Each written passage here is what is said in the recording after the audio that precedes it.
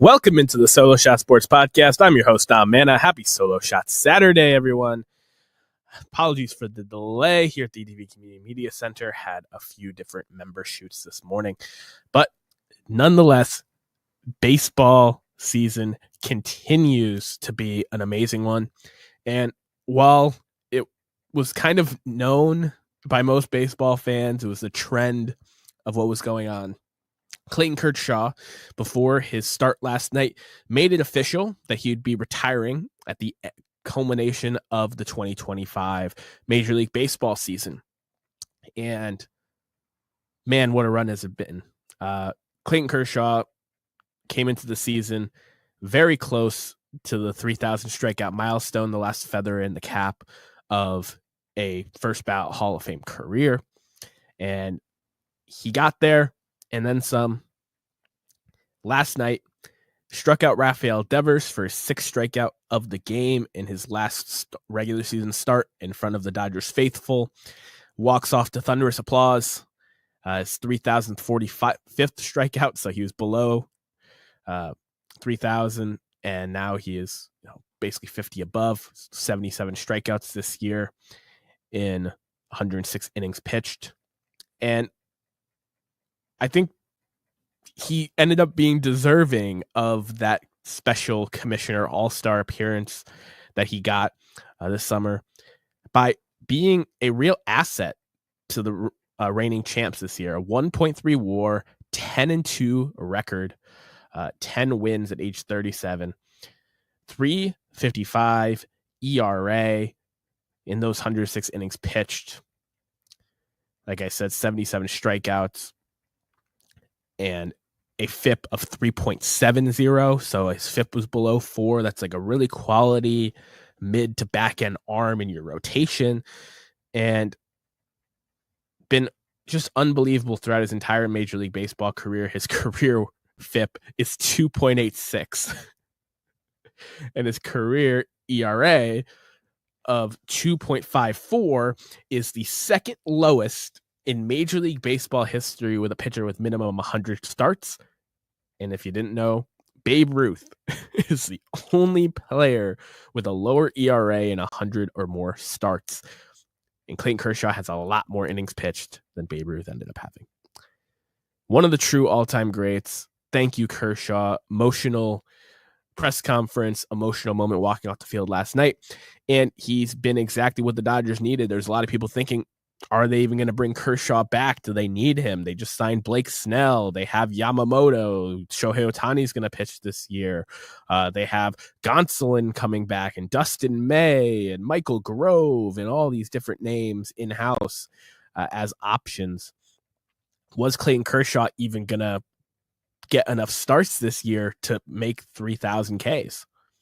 Well, he pitched meaningful innings all year for this team. He's a big part of the reason why they're still in the division race despite all their injuries and slumps that they've had. And I like to see players get to go out on their own terms. And I hope if you got an opportunity to watch Clayton Kershaw pitch this year on TV or at a ballpark near you, that you took that opportunity. Obviously, I expect him to be on the postseason roster, but depending on how the games fall, he may or may not pitch again at Dodger Stadium. And truly, truly one of the all-time greats, someone that I am blessed to have watched. 80.5 career WAR, 222 wins to only 96 losses, and that 2.54 ERA for the amount of innings that he pitched is unbelievable. Dead ball era statistics.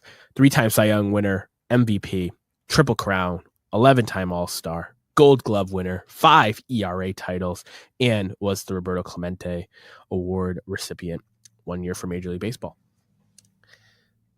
Thank you, Clayton Kershaw. Thank you, 22.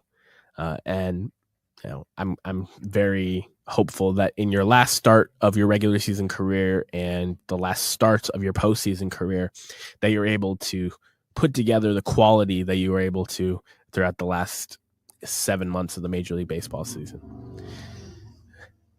Nonetheless, another team out west has been rallying, and not just because of their catcher's last name, But the Mariners have done an absolutely unbelievable job pushing the Astros here the last couple weeks of the season, currently having a 1-game lead on the division. They are 9-1 in their last 10. They had won 10 straight and are in position to not only win the division and play playoff baseball for only the second time in the last 20 years, but to also give Cal Raleigh a really good shot of winning the American League MVP. These Mariners, their strength coming into the season was, they have Julio Rodriguez, they have a couple other decent bats, but it's the pitching that's going to get them there. Well, their pitching outside of Brian Wu has been at or below expectations across the board. I think their pitching's been good, but not generational like it's been brought up to be. But the offense has really stepped up, and it's because they didn't just rely on Cal Raleigh and Julio Rodriguez, the homegrown guys. They went out and traded for Randy Arozarena last year. They went out and signed Jorge Polanco. They went out and traded for Eugenio Suarez and Josh Naylor. They've continued to add to this team, Mitch Garver, all these guys, these professional hitters surrounding their core.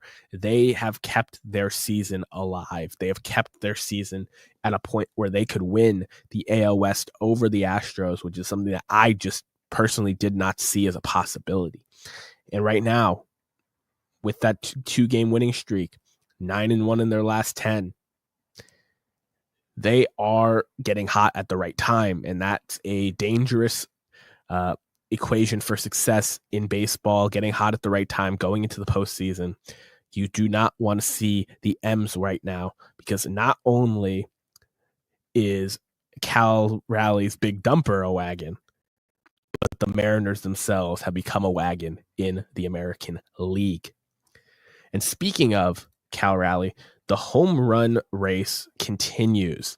We are down to just single-digit games for some teams and low double digits for others. There's only 3-4 series per team left on the Major League Baseball season.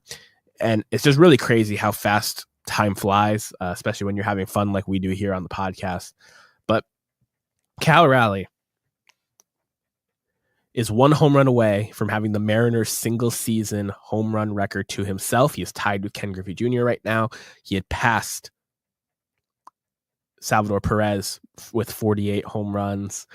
For the catcher single-season record, he had passed Mickey Mantle at 54 with the switch hitter single-season home run record, and now has one more bomb in the next 3 series to pass Ken Griffey Jr. for this historic season where he won the home run derby title and put together one of the greatest offensive catcher seasons we have ever seen. Something that I think gets a little overlooked in this historic Raleigh season is just the offensive production that he's had. There are only 18 instances in baseball history where a catcher has scored 100+ runs. This year, Cal Raleigh has 105 runs scored. And out of those 18 instances, Cal Raleigh is only the 4th catcher and the 6th such instance that has happened in the wild card era since 1995. The other catchers to have done so, Pudge did it twice, Piazza did it twice, and Jason Kendall did it once. Now, if you look at most RBIs by a catcher in a single season, Cal Raleigh is doing the most. Right now, he leads the American League in runs batted in, and it has been just an unbelievable run producer for a team that was known to be pitching heavy first, and his platinum glove defense was a big part of the reason why. If you look at where Cal Raleigh is in terms of RBI, it is just unbelievable. His 118 RBIs that lead the league right now is the 14th most a catcher's ever had in a single season. And if you read the names above him, Salvador Perez, likely future Hall of Famer. Gabby Hartnett, Hall of Famer. Willie Cooper, Hall of Famer. Yogi Berra, Hall of Famer. Mike Piazza, multiple times Hall of Famer. Johnny Bench, multiple times Hall of Famer. Rudy York, great player. Johnny Bench, Hall of Famer. Bill Dickey, Hall of Famer. Roy Campanella, Hall of Famer.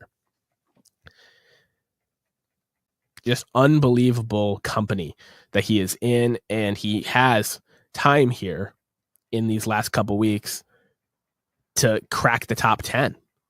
If he can drive in another 6 runs over these last couple series, he will have a top 10 catcher season in terms of RBIs, primary catcher.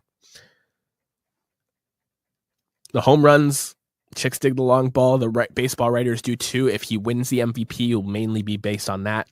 But the run producing, both scoring runs and driving them in, the defensive side of the ball, how great he has been in his time behind the plate, and the fact that the Mariners now are looking to win the division when the Yankees will not be winning the AL East.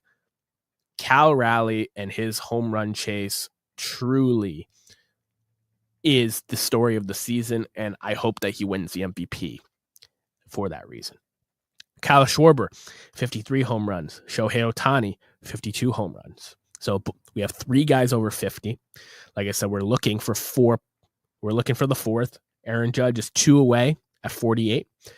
Eugenio Suarez is 3 away at 47. And Junior Caminero is 6 away at 44. Those are the players that have a chance to get there. If we're able to get 5+, it'll be the first time since 1998. Follow these games closely. Every single game for the teams that are in the playoff picture right now matters. And I'm just really, really excited to see Aaron Judge hit 50 and one of Suarez or Caminero get there and make it a truly historic season that it was. Here at the Solo Shot Sports Podcast, we're to throw back down the third base line to this day in baseball history. And September 20th had a treasure trove of moments for me to pick from. Cal Ripken Jr. took himself out of the lineup to break his consecutive game streak on this date. There was the debut and first home run of Ernie Bakes on this date in 1953, as well as the last home run in the career of Mickey Mantle. We talked about farewells. Willie Mays announced his retirement official on this date in 1973, following the playoffs. And it was just such a special day. But what drew my eyes was a player that I think is heavily overlooked in terms of baseball history. And it's partially because of the era he played in, but it's also because of the name. And it is Pete Alexander, better known as Grover Cleveland Alexander. When you look him up, you will get Pete Alexander, the actor. You will get Grover Cleveland, the president. It is very hard to just find him in the history of names. Born February 26, 1887. He was one of the greatest pitchers that ever lived. 119.7 career WAR. 373 wins, 208 losses, 2.56 ERA. And we were talking about how special Clayton Kershaw's 2.54 career ERA was in terms of the amount of innings he pitched. Grover Cleveland Alexander threw over 5,000 innings and led the league in innings pitched 6 times in his career. He was absolutely unbelievable. He was the winner of 5 ERA titles in his own right. He won 3 pitching triple crowns. And he often gets forgotten about because of his era. In the dead ball era, pitchers were king, and there were many great names. Walter Johnson and Christy Mathewson get a ton of love for being the first 2 inducted into the Hall of Fame. And for all intents and purposes, they were a tick better. But in the second class, Grover Cleveland went in alongside Cy Young, the man that they named the Pitcher of the Year award after. Grover Cleveland gets kind of pushed to the side. He gets pushed as like, well, instead of a tick down, he's significantly down. And if you look at the career numbers, he's not. He's one of the greatest pitchers that ever lived. And I hope that you guys read his Sabre bio. I hope that you guys check out his baseball reference page, because it is truly one of the greatest careers you will ever see. He was an effective pitcher through age 40.